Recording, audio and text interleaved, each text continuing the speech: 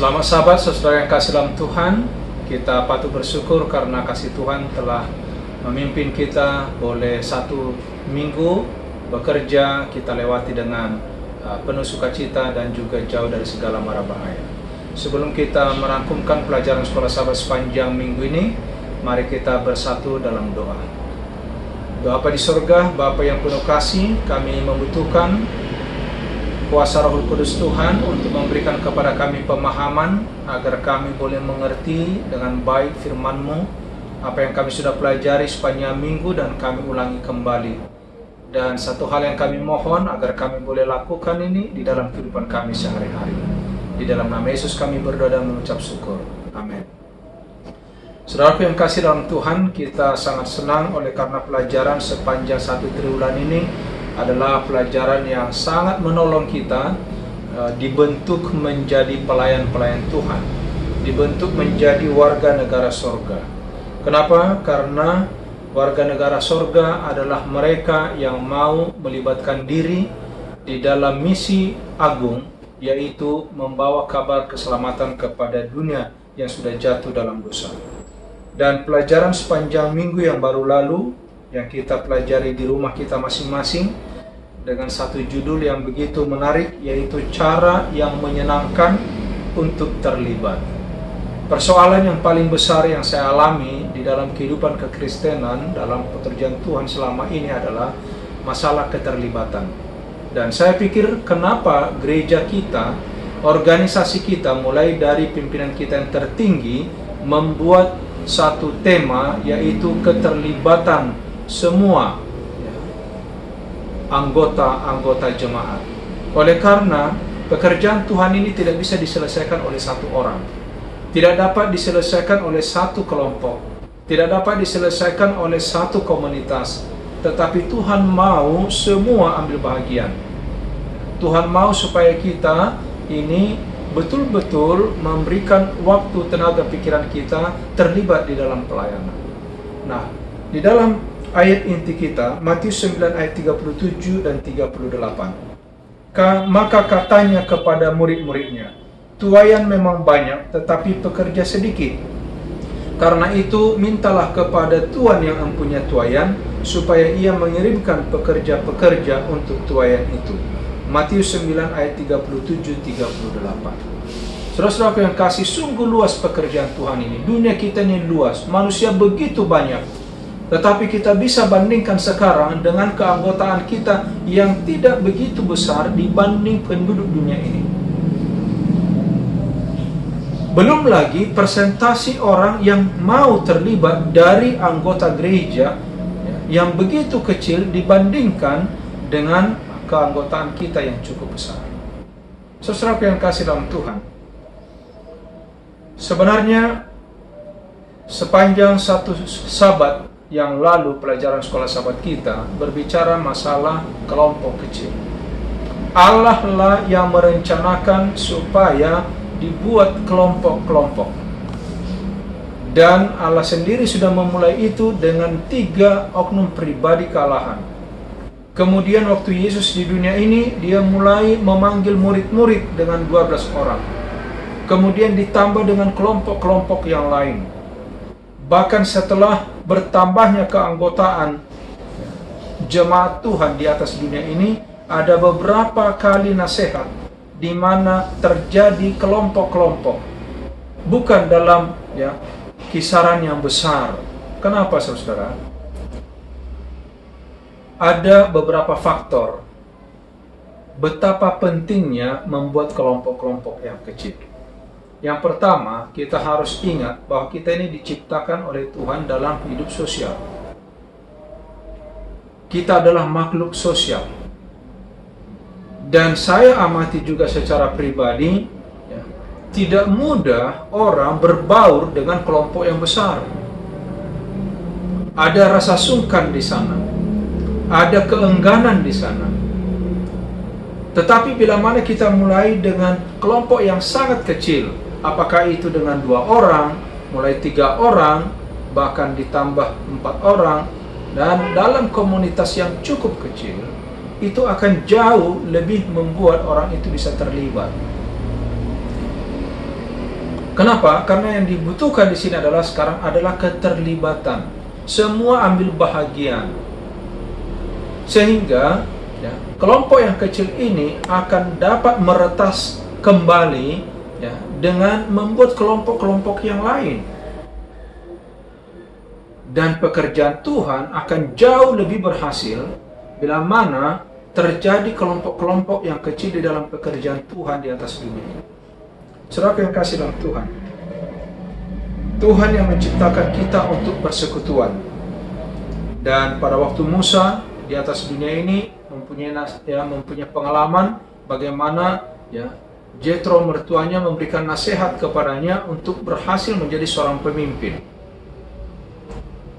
Setelah Jethro melihat bagaimana mantunya Musa ini memimpin bangsa Israel, ya, akhirnya dia memberikan satu nasihat bahwa harus dibuat ada kelompok 10 orang, 50 orang, 100 orang untuk menyelesaikan persoalan-persoalan. Dan itu sangat penting, saudara. Kenapa? Oleh karena di dalam hidup ini ya, dibutuhkan ada juga yang namanya privacy, kerahasiaan pribadi yang tidak bisa dibongkar kepada orang lain. Manusia di sekitar kita ini mempunyai banyak persoalan, bahkan kita pun menghadapi persoalan. Dan bila mana orang ingin curhat, menyampaikan sesuatu kerinduannya, itu tidak mudah kalau di dalam kelompok yang besar. Tapi kalau dalam kelompok yang kecil, apalagi kalau itu secara pribadi, itu mungkin lebih menyenangkan buat dia. Menyampaikan sesuatu, berdiskusi, berbagi pendapat, ya, orang akan jauh lebih mudah mengeluarkan pendapatnya pada waktu mereka dengan orang-orang yang dalam kelompok kecil daripada kelompok yang besar. Itulah sebabnya di dalam pelajaran sekolah sahabat kita ini, kelompok kecil itu adalah merupakan ide Allah yang pertama, bukan ide manusia. Dan sebagaimana telah saya sampaikan tadi dalam pengalaman Musa yang ditulis dalam Keluaran pasal 18 ayat 21 sampai 25. Nasihat penting karena kelompok kecil ini memberikan kesempatan persekutuan yang hangat, penuh ya, perhatian, dan pertumbuhan rohani mereka semakin mudah dibanding orang-orang yang dalam kelompok besar. Dan seperti saya katakan tadi, dalam menyelesaikan persoalan jauh lebih enak, lebih mudah menyelesaikan persoalan dalam kelompok kecil dibandingkan dalam kelompok yang besar. Dan tujuan kelompok kecil ini di pandangan Yesus Kristus adalah untuk memelihara, untuk ya memberikan pertolongan yang jauh lebih mudah dibandingkan dengan ya dalam ruang yang cukup besar atau dalam kelompok yang besar. Saudara-saudaraku, ya, Tuhan merencanakan kelompok kecil itu juga diorganisir adalah untuk pelayanan. Bila mana kita baca 1 Korintus pasal 12 ayat 12 sampai 25, bagaimana tubuh kita ini, tubuh manusia digambarkan oleh firman Tuhan untuk lebih mudah memberikan pemahaman kepada kita bagaimana mempunyai tanggung jawab satu dengan yang lain. Dan saya senang dengan ya, model yang Tuhan buat ini melalui tulisan Rasul Paulus. Kenapa, saudara? Sebab manusia seutuhnya mencintai dirinya, menyayangi dirinya, merawat dirinya, menginginkan dirinya bahagia. Dan bila mana itu kita bisa aplikasikan di dalam gereja, dalam tubuh Kristus, di dalam pelayanan, disitulah sebenarnya intinya. Sama seperti kita ingin merawat tubuh kita, begitu kita merawat gereja. Sama seperti kita menginginkan kebahagiaan bagi diri kita, kita menginginkan kebahagiaan di dalam gereja jemaat Tuhan. Itulah sebabnya kenapa ya kelompok kecil itu diorganisir. Di Antioquia, pertama kali Kristen disebut di sana, siapakah anggota-anggotanya? Itu adalah murid-murid sendiri. Gereja yang pertama, sungguh kecil, saudara. Dan saya sudah punya pengalaman dalam penggembalaan. Saya melihat bahwa persekutuan di daerah-daerah yang saya jalani, gereja-gereja yang kecil itu jauh lebih hangat. Kepeduliannya lebih cepat dirasakan daripada gereja besar. Bahkan buat tamu sangat terasa, saudara. Kalau datang kita ke gereja besar, kita masuk, semua hanya paling orang melihat, menatap dari jauh. Tapi kalau kita masuk di gereja yang kecil, ya, kita disambut langsung karena begitu dekat satu dengan yang lain.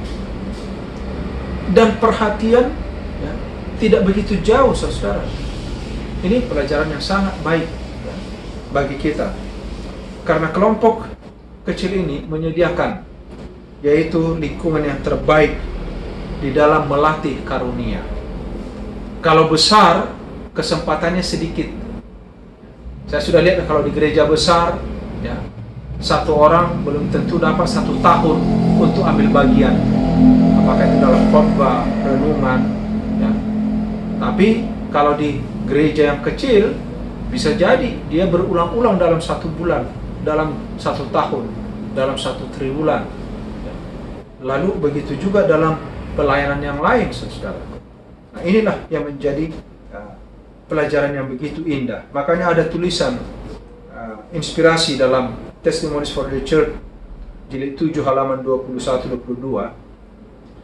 Pembentukan kelompok-kelompok kecil sebagai dasar upaya Kristen telah disampaikan kepada saya oleh seseorang yang tidak dapat salah.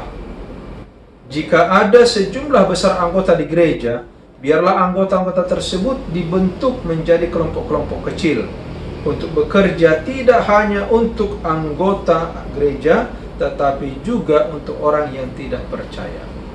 Jadi sebenarnya gereja yang hidup adalah gereja yang menjalankan kelompok kecil. Bukan artinya ya berselisih paham, saudara, jangan salah. Ada juga di gereja banyak kelompok-kelompok, tapi bukan kelompok kecil dalam pelayanan, tapi kelompok berselisih. Bukan itu yang dimaksud. Yang dimaksudkan di sini adalah kelompok-kelompok yang kecil yang semua berperan di dalam keterlibatan untuk membangun jemaat, membagikan pekabaran Tuhan, ya, bersaksi dan ya berkarya untuk pelayanan. Nah, itu sebenarnya tujuannya. Lalu kita melihat dalam pelajaran sekolah sahabat kita sepanjang minggu ini yang baru lalu, bahwa Tuhan merindukan agar kelompok-kelompok kecil, ya, apakah unit kerja sekolah sahabat, apa itu care group, saudaraku, merupakan ya kendaraan yang Allah gunakan untuk menumbuhkan gerejanya. Jadi sebenarnya ada tujuan mulia yang Tuhan mau gunakan dalam kelompok yang kecil ini. Tadi sesuai dengan ayat hafalan kita, bahwa ladang ini sungguh luas dan Tuhan merindukan orang-orang yang mau terlibat di dalam pekerjaan. Saudara yang kasih, mari kita buka hati kita. Di dalam kesimpulan pelajaran sekolah sahabat ini, dalam pendalaman disebutkan begini. Ketika mereka mempelajari perjanjian baru, mereka memutuskan untuk mendirikan pelayanan kelompok kecil. 9 orang awam di jemaat tersebut menangkap visi itu. Mereka berkomitmen untuk berdoa bersama, mempelajari membangun pelayanan kelompok kecil mereka secara efektif. Segera memutuskan untuk menjadikan masing-masing rumah mereka sebagai pusat penginjilan. Ini adalah pengalaman gereja kita yang sudah lama ya, tidak pernah menuai jiwa, yang stagnan, sudah kaku, beku, tidak ada hasil. Tetapi setelah mereka mempelajari kembali sistem pelayanan di dalam perjanjian baru, apa dikatakan? Mereka akhirnya mempunyai komitmen menjadikan masing-masing rumah mereka sebagai pusat penginjilan. Saudara yang kasih, ya, mereka meluncurkan program pelayanan doa. Mereka melakukan keramah tamahan, dan hasilnya ialah yang membuat mereka terkesima. Bila mana yang selama bertahun-tahun tidak ada orang yang datang, tidak ada yang terlibat, sekarang ini berubah, saudara. Ada banyak orang yang datang.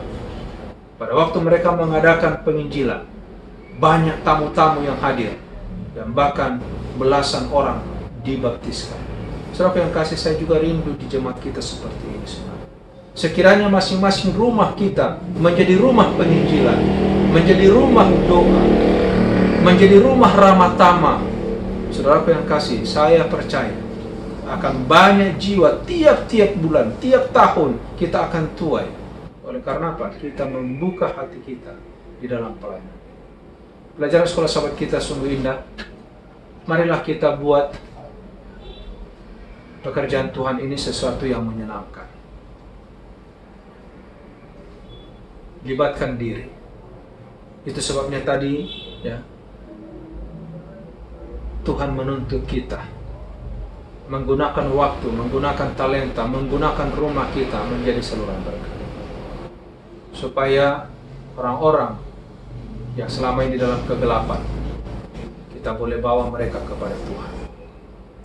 Saya yakin hari Tuhan sudah dekat, dan Tuhan mau supaya kita, ya, membawa jiwa kepadanya. Dan tidak ada yang lebih menyenangkan, saudara, kalau saudara bisa berkata, Tuhan, ini aku bawa jiwa kepadamu. Tuhan, ini ada hasil tuaian dan untukmu. Itu biarlah itu menjadi berkat bagi kita, sehingga mahkota kita semakin terang benderang pada waktu Yesus datang kali yang kedua. Ya, karena Dia akan membawa upah itu bagi saudara dan saya. Inilah doa dan harapan saya. Tuhan memberkati kita. Mari kita bersatu dalam doa. Bapa di sorga, kami bersyukur, terima kasih oleh karena firman Tuhan ini. Tuhan yang sudah merencanakan kelompok yang kecil menjadi sarana, menjadi, ya, alat Tuhan untuk boleh membawa jemaat-Mu bertumbuh secara jasmani, bertumbuh secara rohani, bahkan boleh membawa jiwa-jiwa yang baru ke dalam kami, Tuhan. Berkati kami semuanya, anak-anak Tuhan. Biarlah kami boleh membuka hati dan pikiran kami, meringankan langkah kaki kami, tangan kami terbuka, dan pikiran kami terbuka, hati kami terbuka, dengan sukacita ingin melibatkan diri dalam pelayanan. Biarlah kiranya kuasa Tuhan yang menyempurnakan kerinduan kami ini, agar kerinduan Tuhan sempurna di dalam diri kami, boleh dilakukan demi kemuliaan nama-Mu. Datanglah Tuhan Yesus, kami rindu bertemu dengan Engkau. Ampuni dosa kami, di dalam nama Yesus kami berdoa dan mengucap syukur. Amin.